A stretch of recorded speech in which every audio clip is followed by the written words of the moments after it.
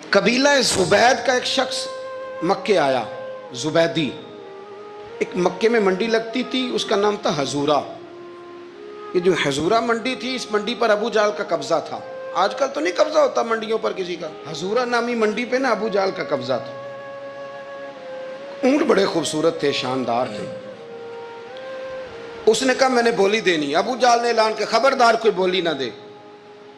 بڑی دور تھا قبیلہ زبید، وہ آدمی واپس لے جا نہیں سکتا تھا، مجبور ہو گیا۔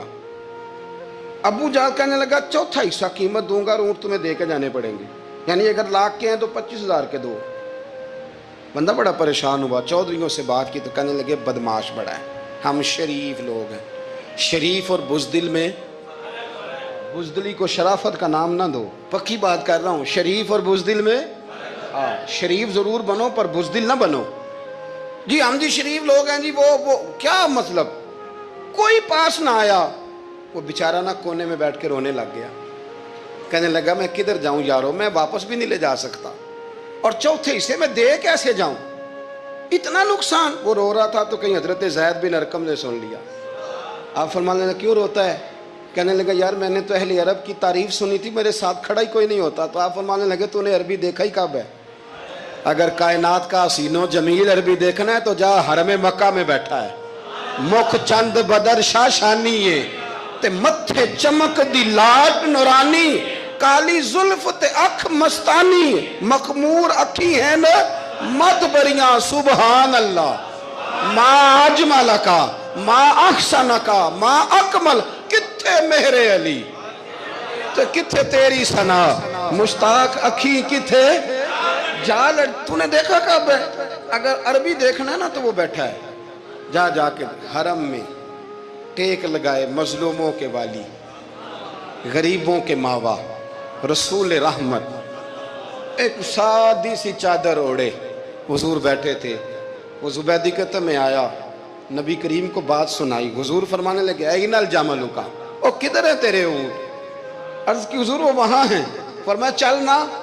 حضور کوئی بولی نہیں لگا رہا، کوئی خرید نہیں رہا، ابو جہل گھنٹا پڑا اس کے ڈر سے سہم گئے۔ حضور فرمانے لگے چل نہ، میں بولی لگاتا ہوں۔ اور دیکھو نرخ بازار محبت کا انوکھا ہو گیا، خود خریداروں شامل آ کے مولا ہو گیا۔ نبی کریم نے حضرت سعد بن ابی وقاص کو بلایا، حضرت عمر کو، حضرت ابو بکر کو، مدد کے لیے نہیں۔ حضور فرمانے لگے میری جیب میں پیسے تھوڑے ہیں، ظاہری طور پہ تھوڑے ہیں، ورنہ تو کائنات کے خزانوں کی کنجیاں حضور کے پاس، تھوڑے تھوڑے پیسے دو بھی بولی دینی ہے۔ سب سے پیسے لیے میں چلو بولی لگانے چلے۔ حضور آئے، اللہ اکبر، یہ میرے رسول کا طریقہ ہے، آؤ ذرا تھوڑی دیر کے لیے سوچیں۔ ابو جہل بیٹھا ہے بڑی مسند پہ، قربان جاؤں مدینے والے حبیب۔ وہ زبیدی کہتا اس کے کپڑے مہنگے تھے، حضور کے سادے تھے، اس نے بڑی پگڑی باندھی تھی، حضور کی سادی تھی۔ کہتے ہیں وہ آنکھیں اٹھا کے بات کرتا، مدینے والے نبی آنکھیں جھکا کے بات کرتے۔ وہ بولتا جاتا، حضور تھوڑے تھوڑے سادے سادے ٹھہر ٹھہر کے جملے بولتے۔ کہتے ہیں نبی کریم علیہ السلام اس کے ساتھ آ کے حضور بیٹھ گئے اور فرماتے ہیں میرے رسول کریم نے اپنا جبہ سیدھا کیا، پگڑی کو حضور نے سیدھا کیا اور فرمایا چل لگا بھائی بولی۔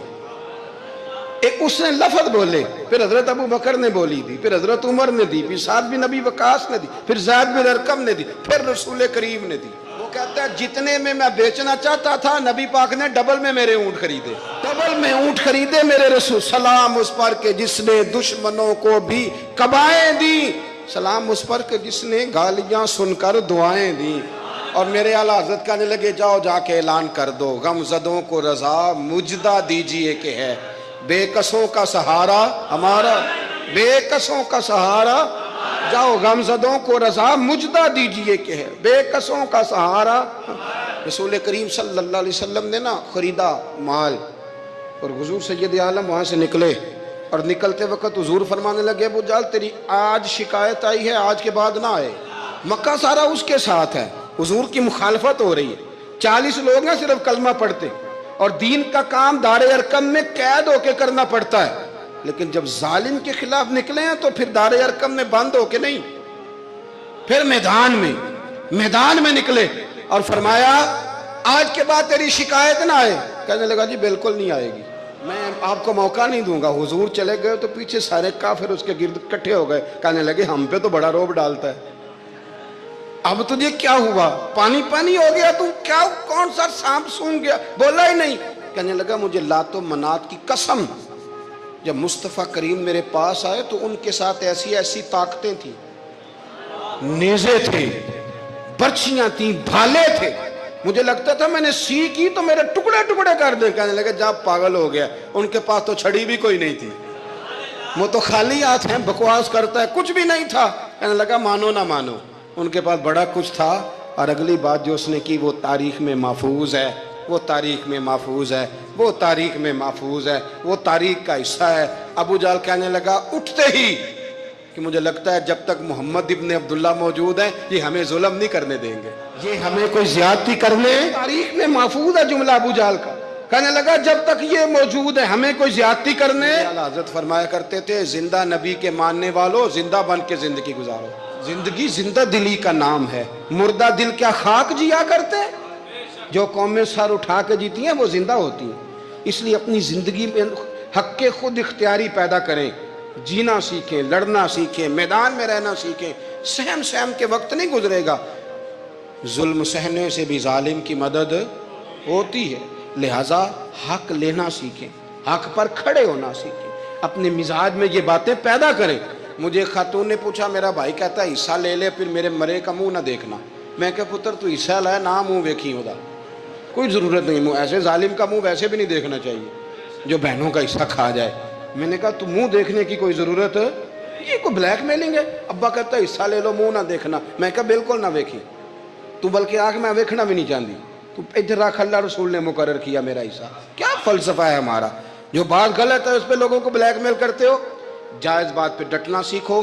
آپ جب ڈٹ جاتے ہیں نا تو پھر اللہ مدد کرتا ہے, پھر اللہ تتنزل علیہم الملائکہ, پھر اللہ فرشتے بھی نازل کرتا ہے. حضور نے فرمایا جو جان کی حفاظت کرتے مر گیا وہ بھی شہید, جو مال کی حفاظت کرتے مر گیا وہ بھی شہید, جو دین کی حفاظت کرتے مر گیا وہ بھی, جو خاندان کی, اپنے گھر کی, اپنے بچوں کی حفاظت کرتے مر گیا وہ بھی. اتنا بڑا درجہ حضور نے بیان کر دیا ہے. تو کبھی بھی زندگی میں ظالم کے سامنے سرنگو نہ ہونا, کچے پلپلے ہونے کا کبھی بھی اظہار نہ کرنا. حضرت تمیم داری رضی اللہ تعالیٰ عنہ فرماتے ہیں کہ ہم کھڑے تھے, ایک اونٹ دوڑتا ہوا آیا, نبی کریم صلی اللہ علیہ وسلم کے پہلے اس نے قدموں پہ سجدے کیے. صحابہ کہنے لگے حضور ہمیں بھی اجازت دیں. فرمایا وہ تو بے زبان ہے, اسے تو پتہ کوئی نہیں, پیش نظر ہے وہ نو بہار, سجدے کو دل ہے بے قرار, روکیے سر کو روکیے یہی تو امتحان ہے. فرمایا اسے کیا پتا, تم تو مکلف ہو شریعت کے, تمہیں اجازت نہیں ہے. اور اعلیٰ حضرت نے 2 ٹوک لکھا ہے, فرمایا سوائے خدا کے کسی کو تعظیمی سجدہ بھی حرام ہے. یہ نوٹ کر لیں میری بات.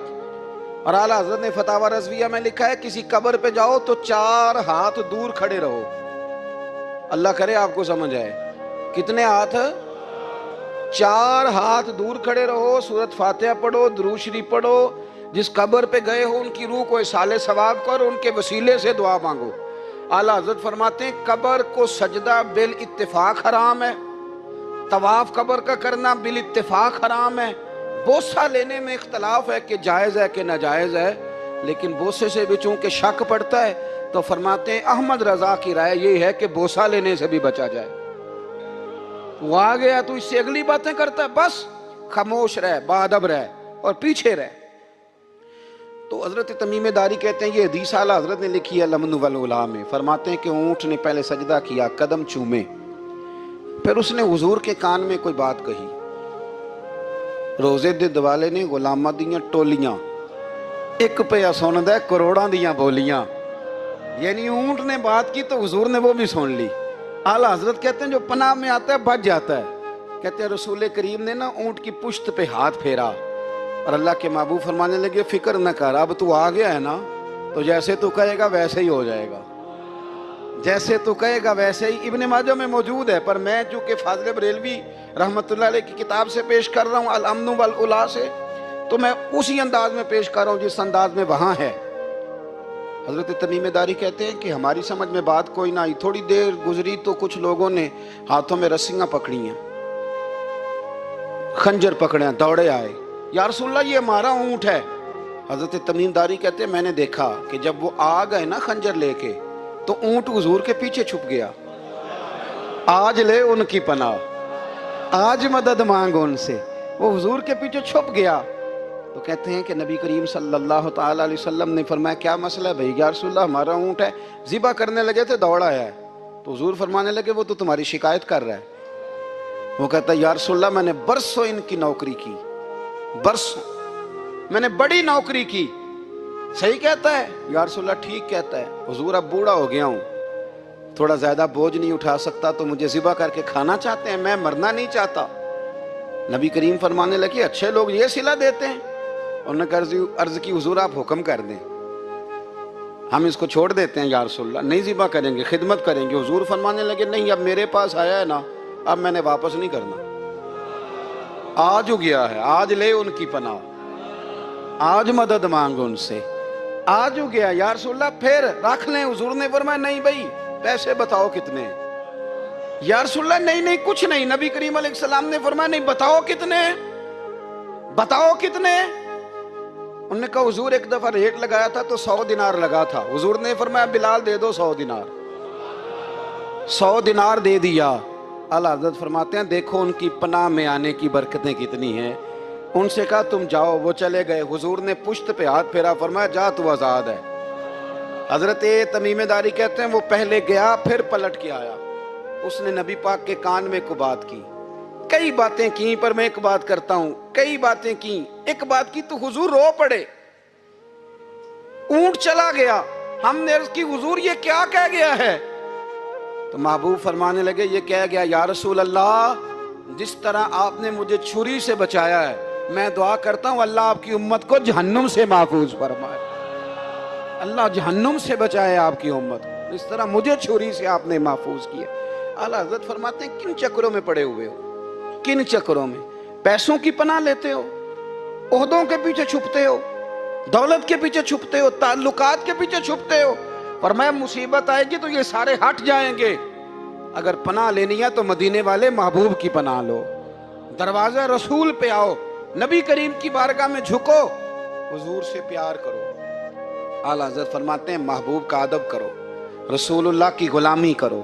فرماتے ہیں پھر کے گلی گلی تباہ، ٹھوکریں سب کی کھائیں کیوں، دل کو جو عقل دے خدا تو تیری گلی سے جائے کیوں۔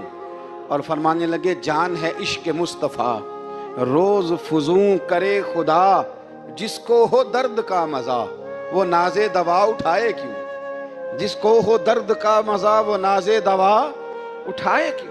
انہوں نے محبوب کریم کی محبت کا پیغام دیا، صحابہ کی محبت کا، بولیے صحابہ کی محبت کا پوری کتاب لکھی حضرت صدیق اکبر جناب عمر کے فضائل پر۔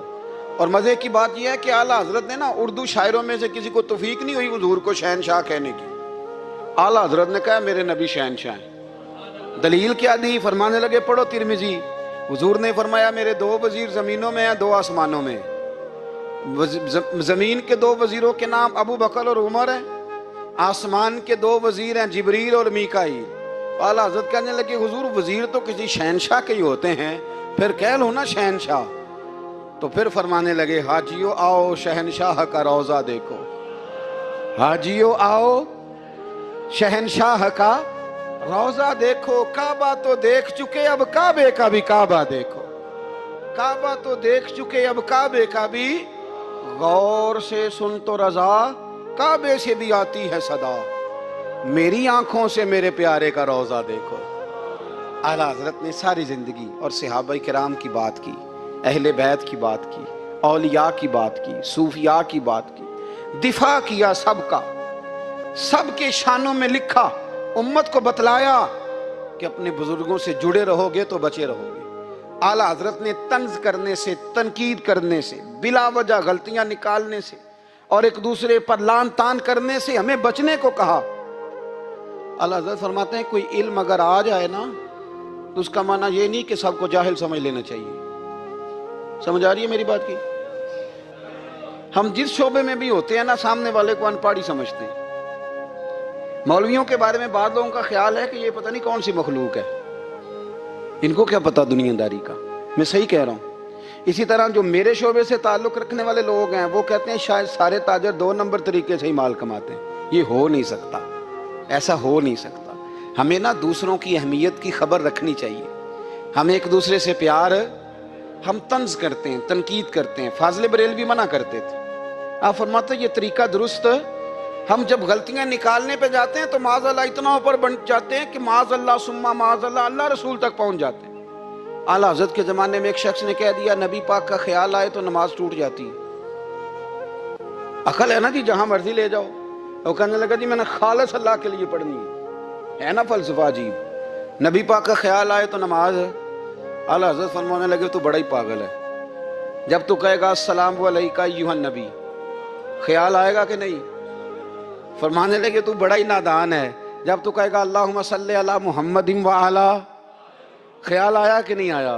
فرمانے لگے تو نبی پاک کی بات کرتا ہے، نماز میں تو ابا اماں کا بھی خیال آتا ہے. ربنا اغفر لی والی والدیہ. فرمانے لگے ربے کے خیال سے نہیں ٹوٹتی تو مدینے والے کے خیال سے کیسے ٹوٹ گئی؟